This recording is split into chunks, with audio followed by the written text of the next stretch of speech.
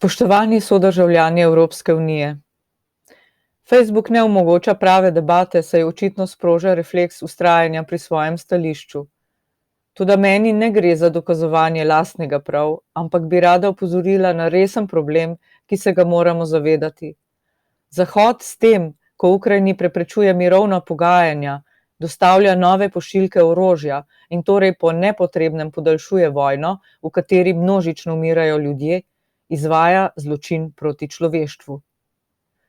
Slovenija zaradi članstva v NATO avtomatično sodeluje pri tem zločinu. Slovenski in evropski politiki in mediji nočejo videti realnosti oziroma se nočejo soočiti z resnico.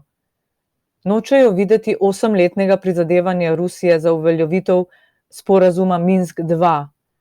Nočejo videti trpljenja prebivalcev Donbasa.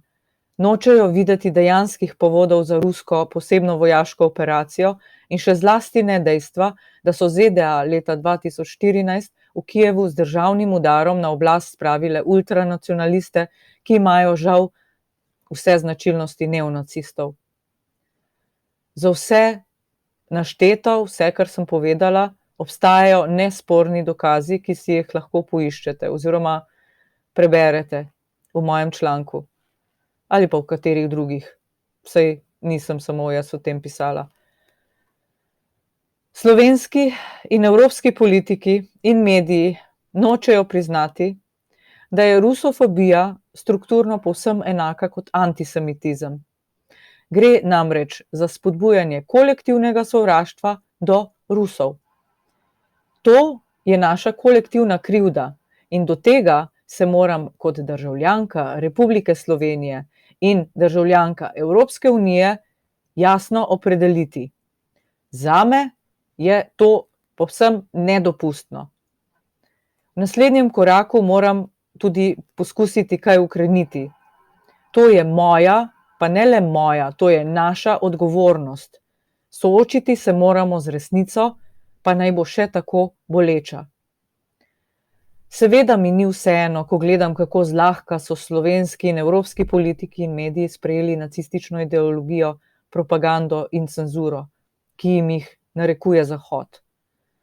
S tem ne delujejo le proti ljudstvu Ukrajine, ampak tudi proti lastnemu ljudstvu. Razumem, da gre za spretno psihološko manipulacijo mašinerije vojne propagande, vendar to ne more biti izgovor. Sprejeti moramo svojo odgovornost in pripoznati lastno krivdo za nastalo stanje, v naslednjem koraku pa si začeti prizadevati za to, da popravimo krivico, ki smo jo storili, kot posameznik in kot kolektiv. Priznam, da sem spomladi tudi sama nasedla vojni propagandi in celo donirala za neprebojne jopiče ukrajinskih vojakov, torej verjetno za orožje. Seveda se tudi meni ni bilo lahko soočiti z resnico in sramom, da sem nasedla. Vendar to moramo storiti, sicer bomo dovolili to, kar se je po letu 2014 zgodilo v Ukrajini. Ne smemo pustiti nacizmu, da se pritihotapi v naše duše. Sovraštvo še nikoli ni prineslo nič dobrega. Nasprotno, sovraštvo vodi v nasilje, ki nima ne konca, ne kraja. Razumem, da se borite za dobro ime Ukrajine, da verjamete v to, da podpirate Ukrajince. In glede tega vam ni treba skrbeti, ker se zelo dobro zavedam, da v Ukrajini obstaja veliko dobrih in srčnih ljudi.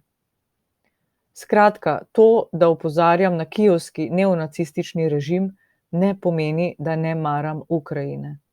Nasprotno, ljudstvu Ukrajine želim dejansko, da bi imeli mir in blaginjo, predvsem pa to, da bi lahko zadihali pod vlado, ki dejansko skrbi za blagobyt državljanov Ukrajine in ne za interese tujih sil in partikularne koristi elit, oziroma da ne skrbi samo zase.